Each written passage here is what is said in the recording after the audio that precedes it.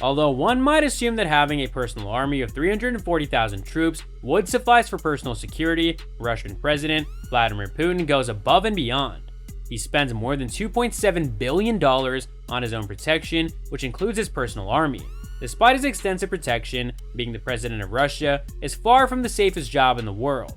Putin, who is a former KGB agent, has been on the most wanted list since the full-scale invasion of Ukraine. Hello everyone, and welcome to another video. Today we'll be looking at here's why Vladimir Putin spends $2.7 billion on personal weapons. Yeah, you heard it right. However, due to his highly trained and well-equipped personal protection detail, getting to him is a daunting task. The Federal Protective Service, also known as the FSO, has been entrusted with this responsibility. The FSO's roots are deeply embedded in the KGB, and their power has grown significantly since their formation.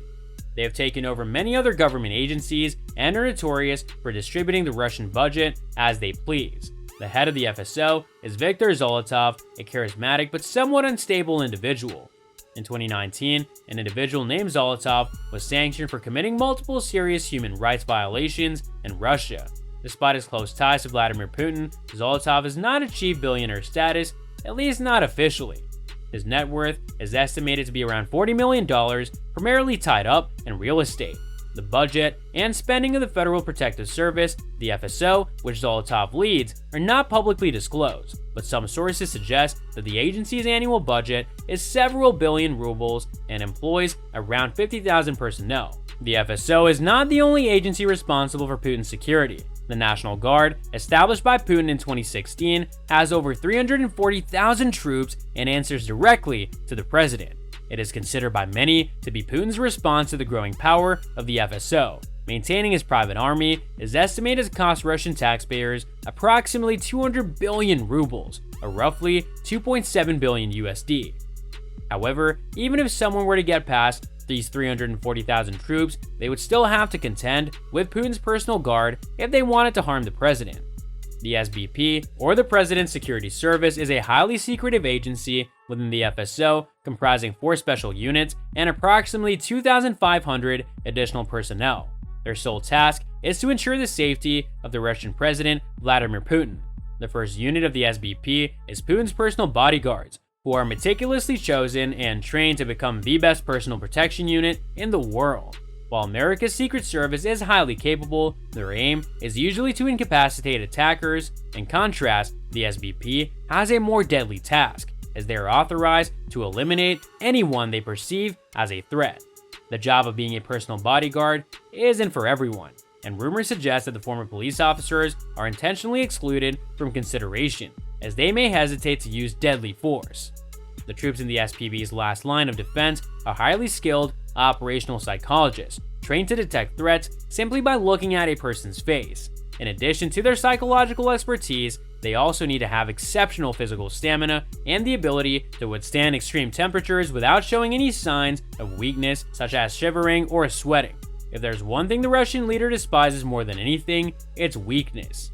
The bodyguards tasked with protecting him, known as the Musketeers, must meet very specific criteria. They must be between the ages of 19 and 35 and stand between 5'7" and 6'2" inches tall. Unlike police officers, they must maintain a visibly muscular and fit physique and weigh between 75 and 90 kilograms. In addition to their physical attributes, they must be fluent in at least 5 foreign languages and have a deep understanding of politics, including knowledge of Putin's international allies. The Musketeers are often seen by the president's side, appearing intimidating and carrying black leather briefcases. These briefcases are not merely accessories, but rather top-of-the-line, bulletproof shields capable of withstanding almost any caliber of bullet. However, defense is not their only specialty. The Musketeers are also highly skilled combatants, trained to kill without hesitation or remorse. They carry 9mm Gaza pistols equipped with armor-piercing bullets that can penetrate even the most robust body armor from up to 50 meters away. The weapon used by Putin's Musketeers is not automatic, but it can still fire up to 40 rounds per minute, making it deadly in the wrong hands. If you attempt to attack Putin, their Kevlar umbrellas, which can deflect small caliber weapons when opened, might be your undoing. But getting that close to the Russian president is a difficult feat, as the second unit of the SPB is tasked with ensuring his safety from the crowd. This unit is made up of approximately 2,500 elite operatives who blend in with the public and are trained to observe for any signs of unrest or danger. Highly trained psychologists can determine the intentions of potential attackers by analyzing their facial expressions, posture, and gait.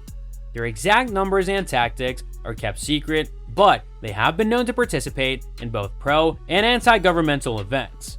Occasionally, pictures of these operatives can be seen following Putin during his travels, leading some to speculate that they are his devoted fans. However, most experts believe that these photos are orchestrated by the FSO to intimidate the public and deter any potential unrest.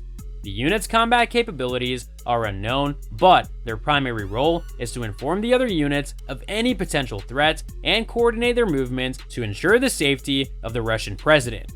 So that's all for today's video. If you enjoyed it, remember to leave a like, subscribe, and ring that bell icon so that you never miss our upcoming videos. And don't forget to share your thoughts in the comments section down below. Stay tuned, and we'll catch you in the next video.